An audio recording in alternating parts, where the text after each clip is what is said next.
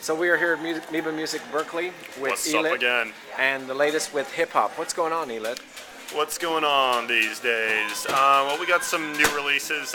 Some of the major titles we're getting in later tonight because they just haven't arrived yet, like The Roots Undone, and I believe Childish Gambino's out on vinyl now too for people who want it. Anyway, we'll get those very soon, but we do have some interesting new titles here for you anyway. One that I've really been promoting, which has been selling super well over here, is this new album from Big Quarters. They always have interesting titles for their albums. This one's called Party Like a Young Commie, and comes with a free download card of instrumentals. These guys are a duo from Minneapolis that have been doing it for a long time, working with both, the Doomtree camp, the Rhyme Sayers camp. So they've been, they're kind of like one of the mainstays, and they're very popular in Minneapolis, Minnesota.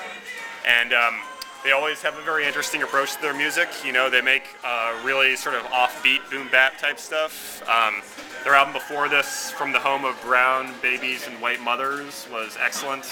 It's like lo-fi stuff, and this is just following in that tradition. Some really great like fall sort of vibes. Very jazzy and mature music. You can tell like from the instrumentals, there's lots of like live instrumentation and stuff with Medium Zach, the producer, is really talented. So that I highly recommend. We got in Grap Lava's new album. If you know this guy, he's the younger soul brother and Pete Rock's younger brother. Love that cover. And yeah, great cover. It's like in a mini LP sleeve on Redefinition Records, which is Demu the Fudge Monk's label. Very popular label around these parts that's selling super well. Yeah, very cool, like jazzy stuff. You might, he's been on a lot of tracks over the years. He was in that group I with Pete Rock and Rabo, and he's been on, a lot of different compilations and stuff. He produced some stuff for J Live, like way back in the day. Very talented guy. That's actually his first album as a solo artist. So like his first album with his name on the top of it. Okay. So certainly worth checking for.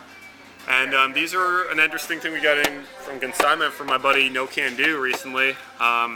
New releases from Hellfire Club, which is the label out of LA, packaged in mini floppy disks. I was going to say.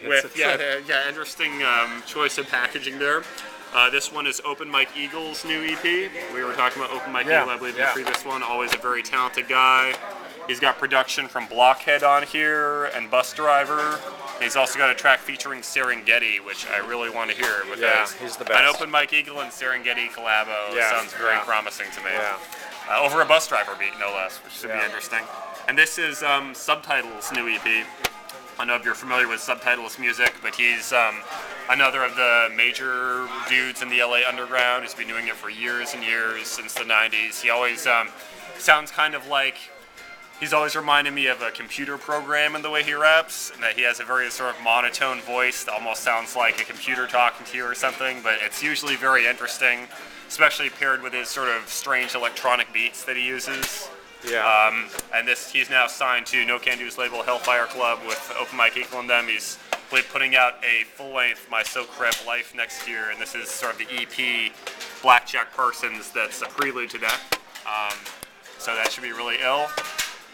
And as far as other new stuff goes, we also have on the vinyl front, I believe I pointed this out yesterday, but here is the new Doomtree record.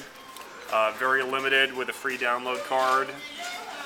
Great record. Sounds like, have you ever seen the movie The Warriors? Sure. It sounds like The Warriors. Oh, okay. So you should totally check it out. Future punk gang music, we'll call it. And great rapping and beats on that.